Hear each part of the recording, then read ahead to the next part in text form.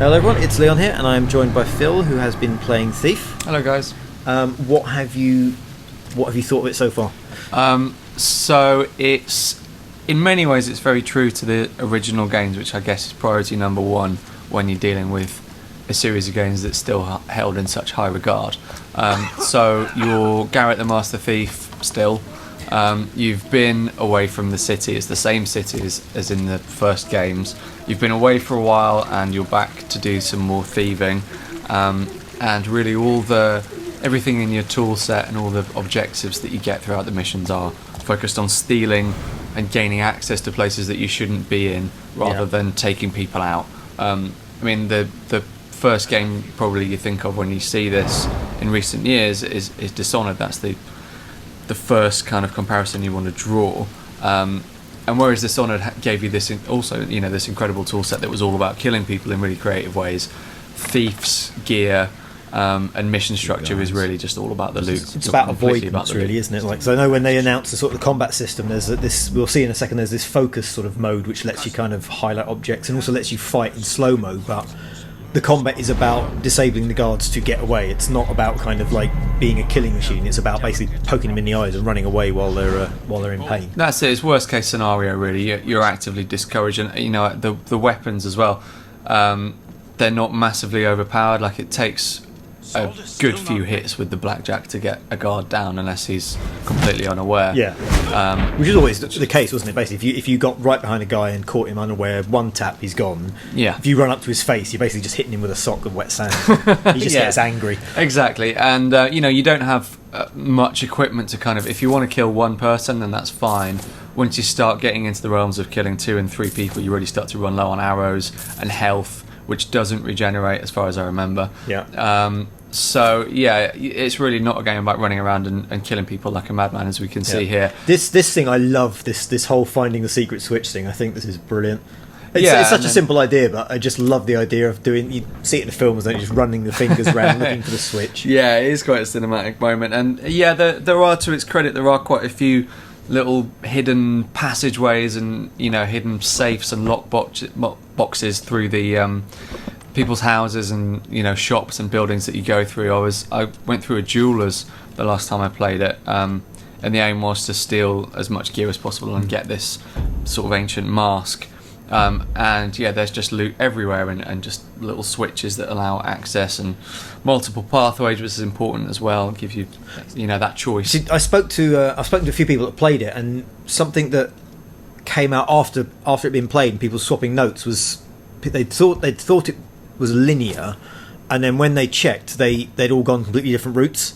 So it seems like the kind of game you play where you go, well, this is clearly the route. This is a linear game. This is the route. And then when you go back, you go, oh, actually, there were other options. And it might be that it branches out, gives you, like, say, 2 or 3 paths. But it seems to be that everyone's found their way of doing a job and not realised there were alternatives. Yeah, it tends to be on the way out that you realise, I could have just done it that way. Yeah. Which is good. It's credit to the game. In fact, there's the one of the masks that I was supposed to steal earlier on. There's actually a fake one somewhere else as well, so you can be fooled into thinking you've got it and then leave and then realise.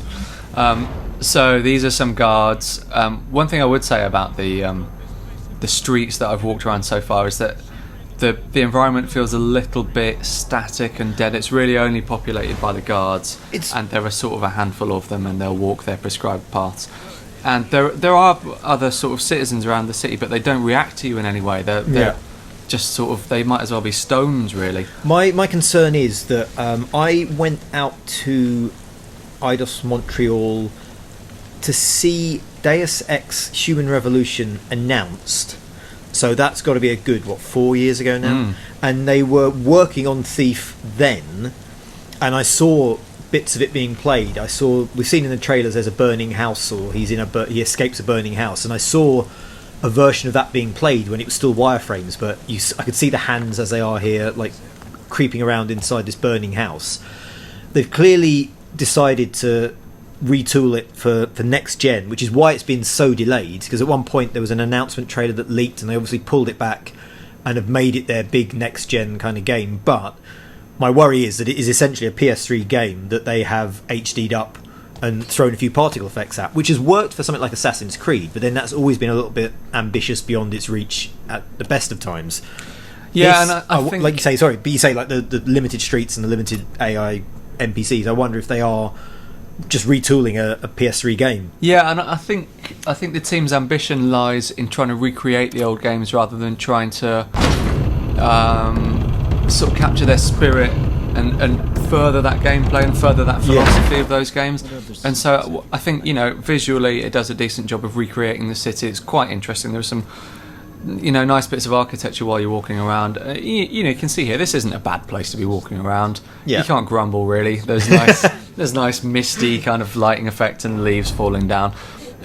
But yeah, there are elements missing. If I knew the secret to making a fantastically interactive area, I'd probably be working in game development. But I can tell when something is a little bit boring. And so far, what I have played of FIFA is that there are long periods in which there's nothing to do except walk from one place to another.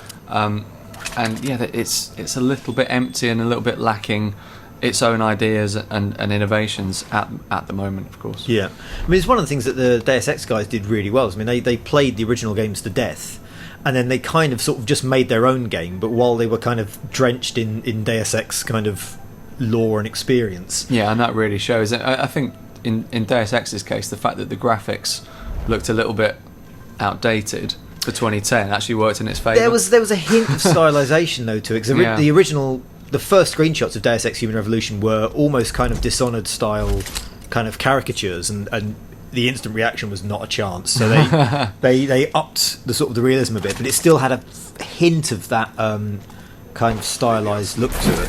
Whereas this it's a little bit kind of dour almost. It's not got a style beyond looking a little bit real, but not next-gen real. It hasn't got that kind of Assassin's Creed, oh my god, look at the sea feel. Yeah, it's funny, when I first saw this, again, out at Eidos Montreal, I was really blown away by it. I mean, it was before I'd seen anything running on next-gen consoles, so it was PC build, and it looked fantastic. I don't know if they've had to make concessions to get everything working across all platforms, or maybe we're just sort of spoiled to what next-gen graphics look like now, and it's become the standard. But there's something, I don't know what it is. I think maybe it's the post-processing effects. Maybe there needs to be some other depth of field effect or something there that's stopping it from looking really really eye-catching in the next-gen landscape.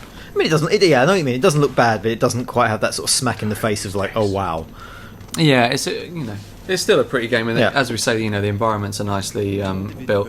As well, we were talking about the way they kind of went back on the Deus Ex visual design. They have made some important tweaks to the combat, so there's no QTE combat anymore. There was quite a lot of fan feedback. They have been quite sort of responsive, haven't they? They've dropped the XP, they've dropped the sort of QTE stuff. They've listened to what people have said. Hopefully they're not sort of fumbling around a bit just trying to please everyone. Yeah, that's the concern, but I think it is a good move to get rid of the QTE combat. It feels a lot more thiefy to not have to worry about that. It should be sneaking, it should be trying to find routes, it should be watching people. I remember playing like Deadly Shadows, and you're just listening to maids talking and hearing them mention something, and you go, oh, I can use that. And it should all be about staying in the shadows, staying out of sight, and getting into the sort of flowing with what you discover. I wonder if part of the problem might be that I've only played sort of street levels, and the interiors that I've gone into have been quite small, whereas previously they've been really large levels. So I guess we'll have to wait and see what the final build produces. But I mean, it's a cautionary recommendation. It looks promising. So it's got some nice touches in it, some nice ideas. And there's a lot of promise there.